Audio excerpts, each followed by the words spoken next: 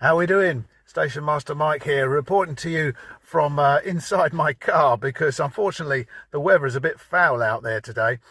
This is episode 1 of our first little adventure along the old Hatfield St Albans railway line. We've got Baz here accompanying us. There's Baz. I'll let you say hello to him. Baz.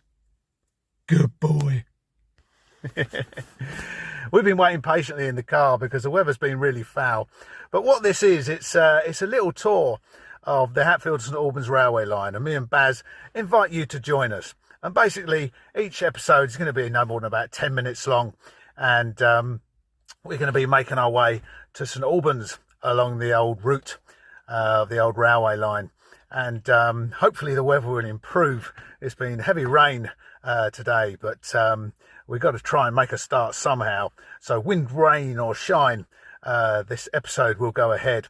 But I parked up just near Hatfield Station, and I thought it would be nice on episode 1 if I showed you exactly where the Hatfield and St Albans railway line branched off from the main line just north of Hatfield Station. But before I get out the car, I think it is easing a little bit out there.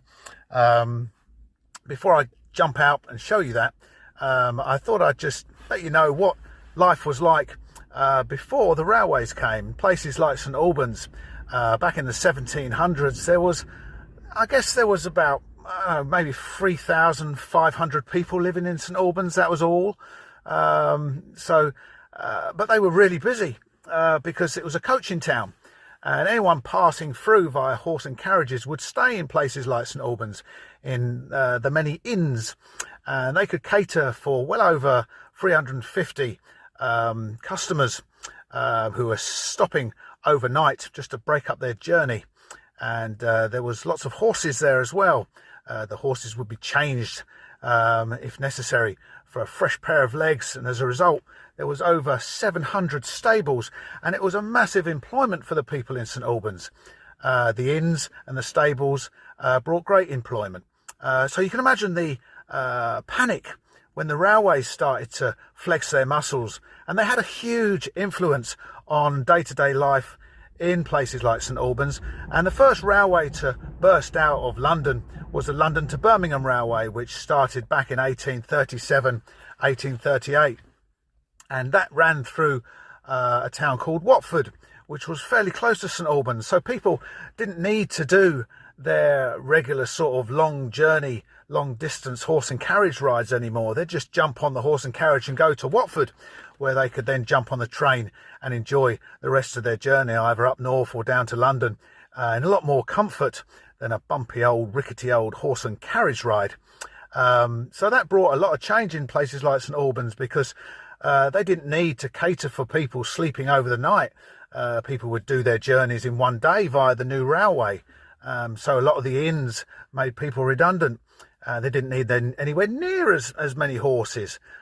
People were losing their homes, and they had to sleep rough, and many of them did that in the old stables that they once cleared out. I know the Christopher Inn, which I think is Simmons Bakery now. The Christopher Inn used to do 2 trips down to London a day, and that soon changed and stopped when the railways came. And to make matters worse, the Hatfield line came into operation in 1850, a few years later, out of King's Cross up to Yorkshire. But that changed a lot of people from St Albans, because they were no longer jumping on a horse and carriage to go to Watford. They'd come to Hatfield instead, because it was that little bit nearer. That really irritated the people running the Watford train station. Seen a dramatic fall in passenger numbers pretty much straight away. And so they wanted to do something about it. And that line was now being run by the London North Western Railway. And so they decided that they'd build a little branch line into St Albans.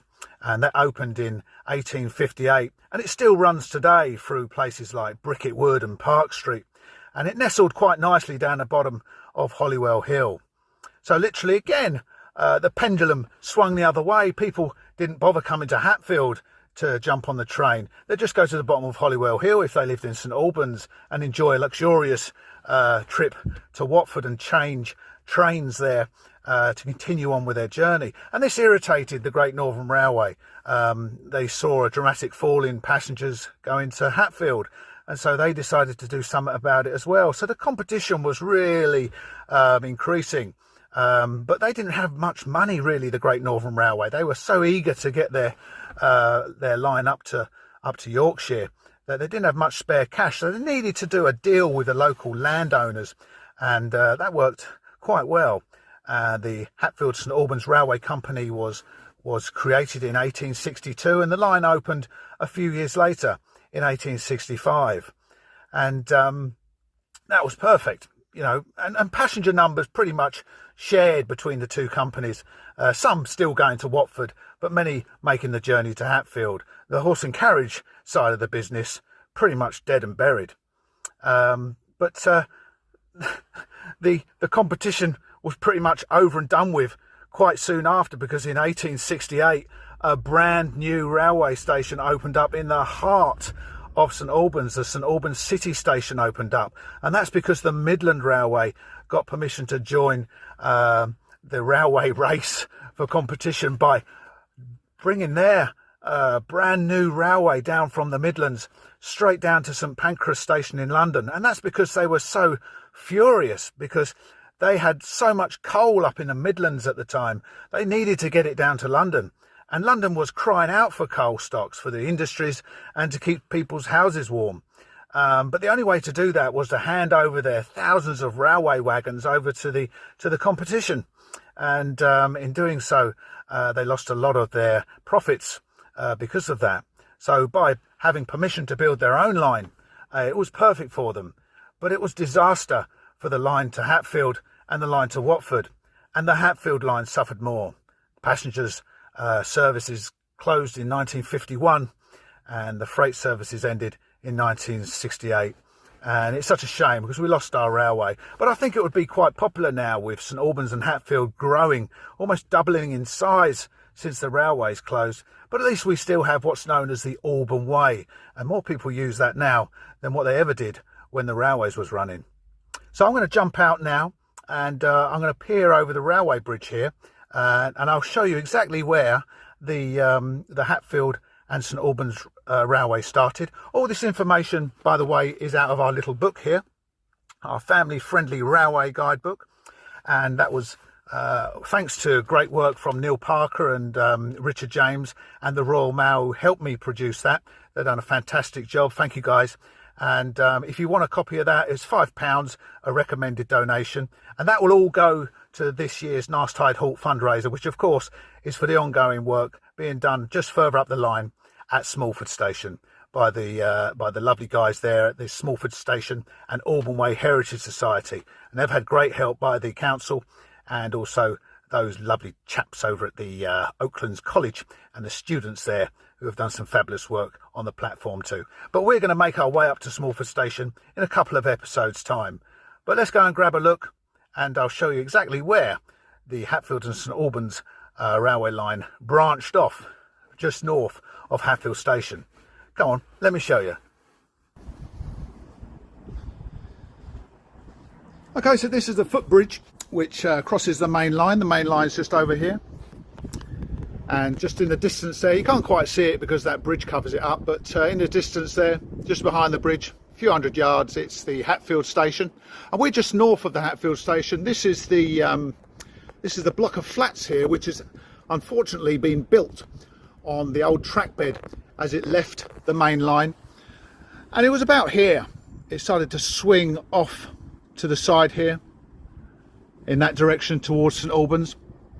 And we're going to venture now around the back of these flats, and I'll show you the deep embankment, the cutting there where the line used to run.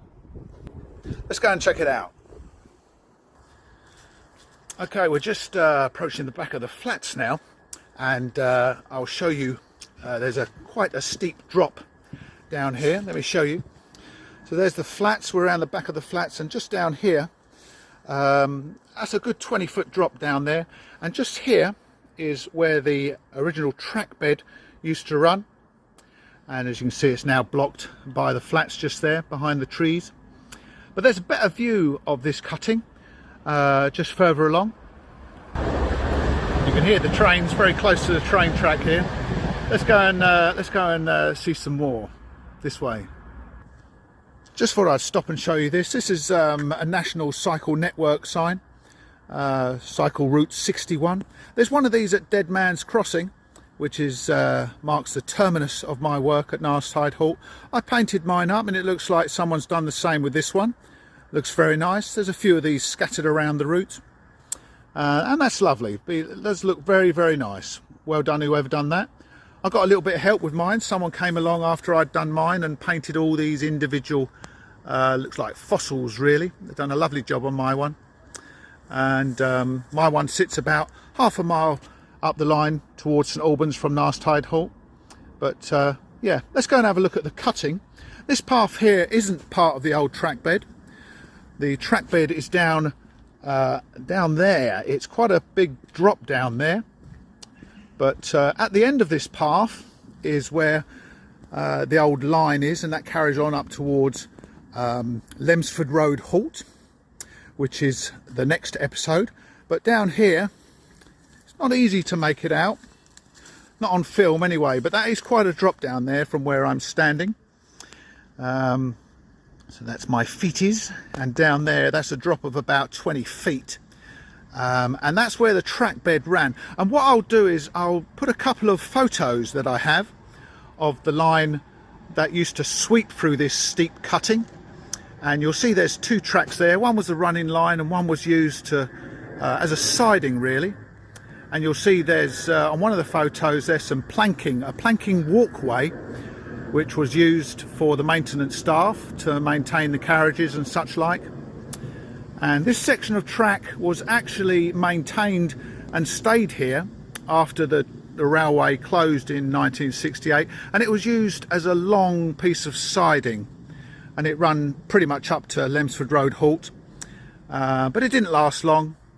From the Hatfield yard there, it was a big old yard in Hatfield, and they kept part of this track here, like I say, up to Lemsford Road, just to use as an extra siding, but it didn't last long. So that's quite a good shot there, but you'll see a bit more detail with the other photos that I'll put onto this post.